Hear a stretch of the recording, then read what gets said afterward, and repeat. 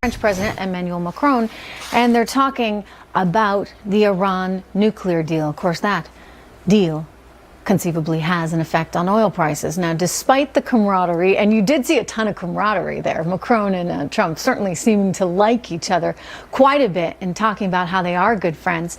They do disagree on a couple things, one being the multinational deal to limit Iran's nuclear weapons, which the president has blasted as nothing but one big bad deal. Watch.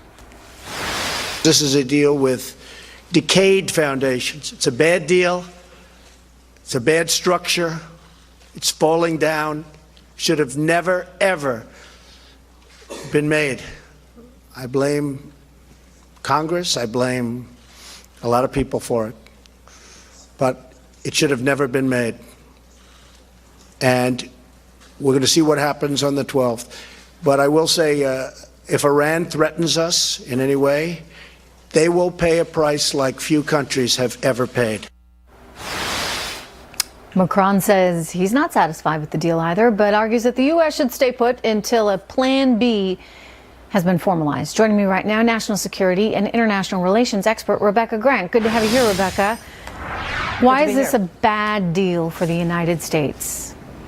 A very bad deal, and President Trump has been so patient waiting for the Europeans and the Senate Foreign Relations Committee to try to improve this in some way. It's bad because it allows Iran to move right back to nuclear weapons moments after the deal ends, and it does not cover ballistic missile technology. It also doesn't punish Iran for their immense ongoing terrorist activities all across the region.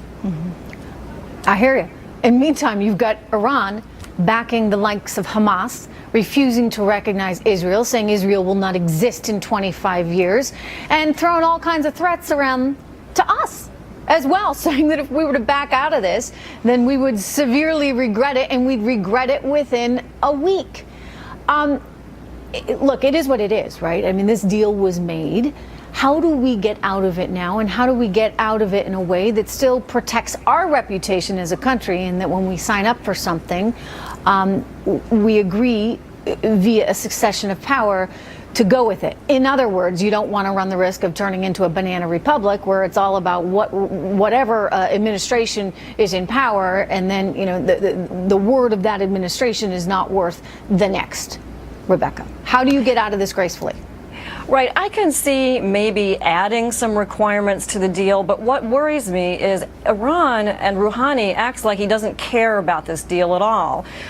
One of their drones bombed our forces in Syria last year. They parade missiles down the street, and this rhetoric. Look at this rhetoric. It's not a nation that acts like they want to be a well-behaved trading partner, which is what Europe really wants out of this. So Macron has to come up with a way to concretely modify this deal, or, Trump has been so patient in not walking out already. And here's the other thing, of course, whatever deal we make with North Korea can't look anything like the Iran deal. I hear you. I mean, frankly, I think there's a lot of comparisons, Rebecca, you can make right now between the deal President Obama made and what we wound up with in North Korea. And that's obviously my fear. I mean, now we're having to deal with North Korea, and hopefully that will be dealt with. And the president said today, when he talks about denuclearization, it means denuclearization. It means getting rid of all those weapons that Kim Jong-un may have. But we run the risk, if we don't take a hard line, if we don't actually force Iran to be a world player that is on a stage without nuclear weapons, then, Rebecca, we're right back in the same position we're in right now with North Korea.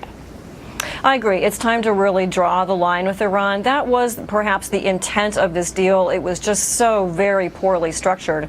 So I would love to see our European allies not only press to continue the trade relationship they want, but to really understand that, hey, here's the next opportunity to draw this line. Iran's behavior is terrible at all times in every way. So I think the European allies have a real reason to say, okay, let's make this a tougher deal and understand maybe more where the president's coming from. I really wish they would, and maybe this is the first step to doing that. Rebecca, thank you so much.